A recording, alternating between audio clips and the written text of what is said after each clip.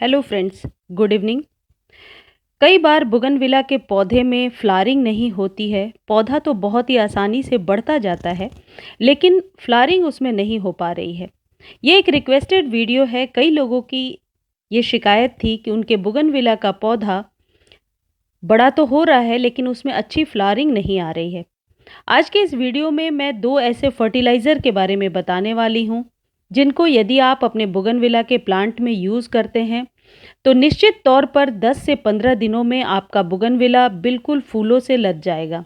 ये एक growth booster की तरह आपके प्लांट पर काम करेगा। कई बार बुगनविलिया के पौधे में सिर्फ इसलिए फूल नहीं आते हैं क्योंकि हम इसमें बहुत ज़्यादा पानी दे देते हैं। फ्रेंड्स, ये एक ऐसा प्लांट है जो सूखा बर्दाश्त कर सकता है और इसलिए ज़रूरत से ज़्यादा पानी देने से इसकी मिट्टी हमेशा गीली रहती है और ये मिट्टी पौधे को स्ट्रेस में देती है। आप ये ध्यान रखें कि बुगनविलिया को तभी पानी दें जब इसकी मिट्टी काफ़ी सूख जाए। जैसा आप मेरे गमले की मिट्टी देख रहे हैं, बहुत ही ड्राई है। इस बरसातों में भी मैंने इस बुगनविला को इस तरीके से मैनेज किया है, ऐसी जगह पे रखा है कि कुछ बारिश की फुहारें तो इसे मिल जाती हैं, लेकिन इसकी मिट्टी में पानी का जमाव नहीं होता। तो इस टिप को आपको ध्यान में रखना पड़ेगा कि बुगनविला में कभी भी पानी का जमाव नहीं होना चाहिए। अगर मिट्टी सूखी हुई है तभी आप इसमें पानी दें। जैसे ये जो मिट्टी दिख रही है, आज मैं इसमें वाटरिंग करूँगी क्योंकि आप देख रहे हो बिल्कुल भुरभुरी मिट्टी हो गई है और ये पत्ते भी आपको नीचे झुके हुए नज़र आ रहे होंगे क्योंकि अब ये पौधा हमसे पानी मांग रहा है। अब इसको पानी की ज़रूरत है, क्योंकि ऐसे में यदि हम पौधों को जब ज़रूरत हो, खासकर बुगनविला को, और तब पानी देते हैं तो इसमें फ्लावरिंग बहुत अच्छी होती है। पानी देने के पहले आप इसमें गुड़ाई कर दें और जो भी खरपतवार है वह ज़रूर निकाल दें। फ्रेंड्स देखो, ये बुगनविला की फ्लावरिंग के पहले की फर्स्ट स्टेज है। जैसा कि आपको पता है, बुगनविलिया में जो पत्ते होते हैं टिप पर, उन्हीं का कलर चेंज होता है और वह फ्लावर का रूप ले लेते हैं। फ्रेंड्स, ये मेरा दूसरा बुगनविला का प्लांट है। ये ऐसी जगह पे रखा हुआ है जहाँ पर बरसात का पानी बहुत ही ज़्यादा पड़ता है इस पर। मतलब छत पे ही ऐसी जगह पे रखा हुआ है जहाँ जब भी बारिश होती है पूरे टाइम ये भीगता रहता है। आप देख सकते हो इसमें कोई फ्लावरिंग नहीं हो रही है, हालांकि ये बहुत ही बड़ा हो गया है। जब कभी हम बुगनविलिया में बहुत ज़्यादा वाटरिंग कर देते हैं तो उसके पत्ते बहुत हरे हरे और बड़े चमकदार से निकलते हैं, लेकिन ऐसे प्लांट में फ्लावरिंग नहीं हो सकती। सिर्फ ये हरियाली को मेंटेन करेगा। ऐसे में यदि आप अपने बुगनविला को छत पर रख रहे हैं तो यदि बरसात नहीं हो रही है तो गर्मियों में वीक में 2 बार पानी दे दें। सर्दियों में इसे बार-बार पानी देने की ज़रूरत नहीं है और मॉनसून में यदि आप पानी नहीं भी दे रहे हैं तो ये पौधा सर्वाइव कर लेगा। फ्लावरिंग ना होने की दूसरी वजह ये हो सकती है कि कई लोगों की ये समस्या होती है कि वो बुगनविलिया को ठीक तरह से धूप नहीं दे पाते हैं। दरअसल लोगों को ये लगता है कि 1 से 2 घंटे धूप में रखना काफ़ी होगा, लेकिन ध्यान रहे कि बुगनविलिया को बहुत ज़्यादा धूप की ज़रूरत होती है। ये ऐसा प्लांट है जो कभी भी मैंने धूप की वजह से पत्तियों को जलते हुए नहीं देखा है। और आप देख रहे हो ये पूरे सुबह से शाम तक के सनलाइट में छत पर ही रखा हुआ है और पत्तियां बहुत ही हरी हरी हैं। तो इसे बहुत ज़्यादा धूप की ज़रूरत है। 5-6 घंटे की धूप दें या फिर पूरे दिन के धूप में भी रखते हैं तो यह प्लांट कभी भी खराब नहीं होता। फ्रेंड्स, बुगनविलिया एक ऐसा प्लांट है जिसे कई तरीके की मिट्टी में हम लगा सकते हैं। इसे हम कोकोपीट में भी लगा सकते हैं, इसे गार्डन सॉइल में भी लगा सकते हैं। इसको बहुत ज़्यादा फर्टिलाइज़ करने की ज़रूरत नहीं है, लेकिन यदि आपके बुगनविला का पौधा बहुत बड़ा नहीं हो रहा है तो आप इसमें डीएपी की कुछ मात्रा दे सकते हैं। यदि ये 10 इंच का पॉट है तो मैं इसमें 10 दाने डीएपी के इस तरीके से डाल दूंगी। मेरे प्लांट में बहुत अच्छी ग्रोथ हो रही है, लेकिन मैंने आप लोगों को दिखाने के लिए ये डीएपी डालकर दिखाया है। जड़ों के पास नहीं डालना है। आप जड़ों से कम 4 इंच जगह छोड़ करके इस डीएपी के दाने को डाल दीजिए। क्योंकि मिट्टी बहुत गीली है इसलिए इसमें अभी मैं वाटरिंग नहीं करूँगी। खाद देने के पहले गुड़ाई करना ज़रूरी है और यदि आप ड्राई खाद दे रहे हैं तो ऊपर से वाटरिंग कर दें। एक और रीज़न है कि मिट्टी यदि ठीक से ड्रेन नहीं हो पा रही है, पानी कम डालने के बाद भी अगर बोगनविलिया की मिट्टी ठीक तरीके से उसकी जो सॉइल है वो ड्रेन नहीं हो पा रही है, यानी कि पानी निकल नहीं पा रहा है, तो इस वजह से भी उसकी जड़ें खराब हो जाती हैं। बोगनविलिया में आप कोकोपीट, गोबर की खाद या ये सब डाल कर के भी पौधा लगा सकते हैं। फ्रेंड्स, ये है पोटाश। पोटाश आपके बोगनविला में फ्लावरिंग लेने में बहुत ज़्यादा मदद करेगा।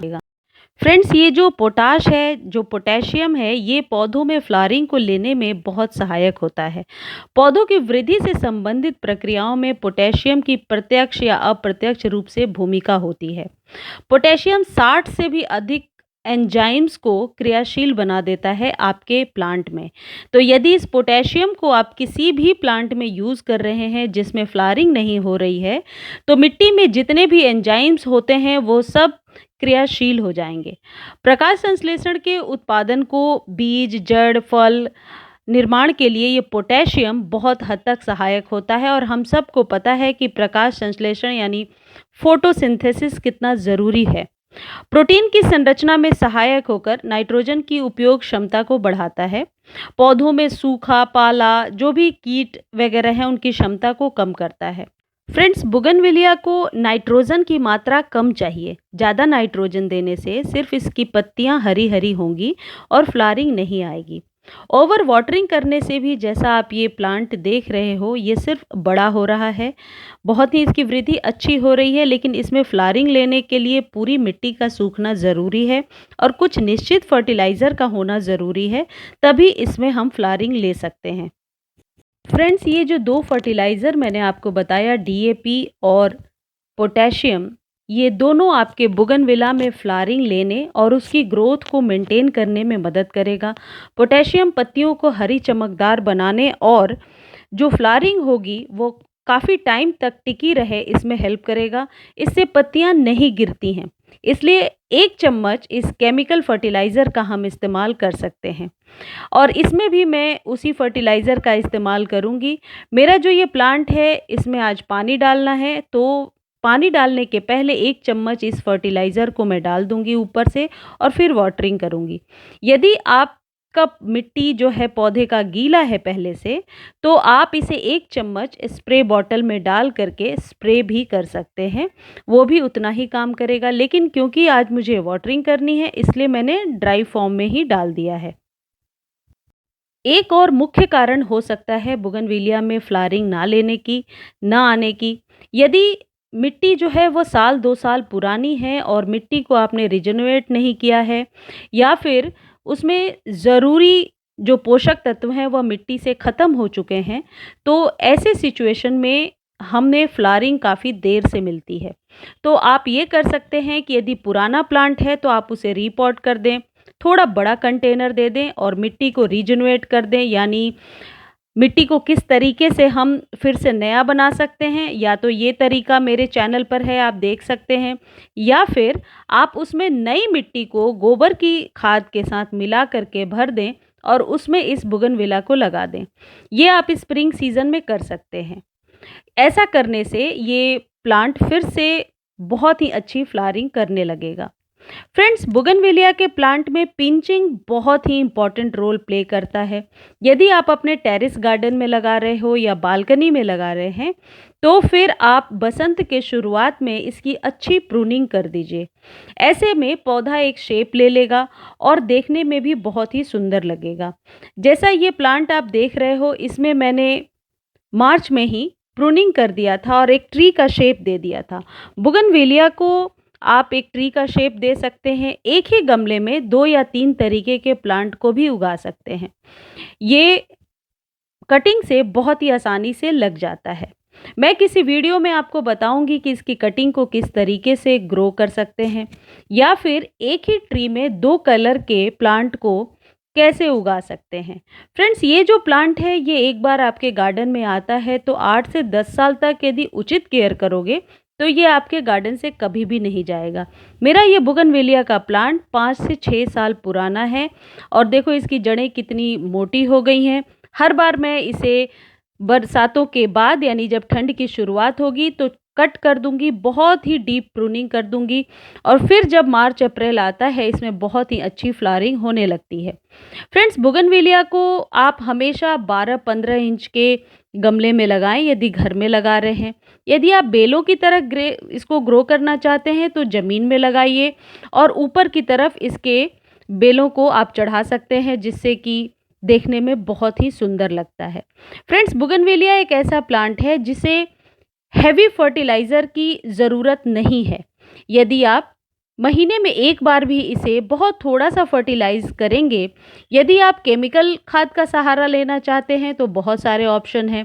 ऑर्गेनिक मटेरियल की तरफ जाना चाहते हैं तो फिर आप गोबर की खाद या किचन वेस्ट से जो हम खाद तैयार करते हैं या फिर वर्मी कंपोस्ट, इनमें से कोई भी एक खाद का सहारा ले सकते हैं और अपने बोगनविला में बहुत ही अच्छी फ्लावरिंग ले सकते हैं।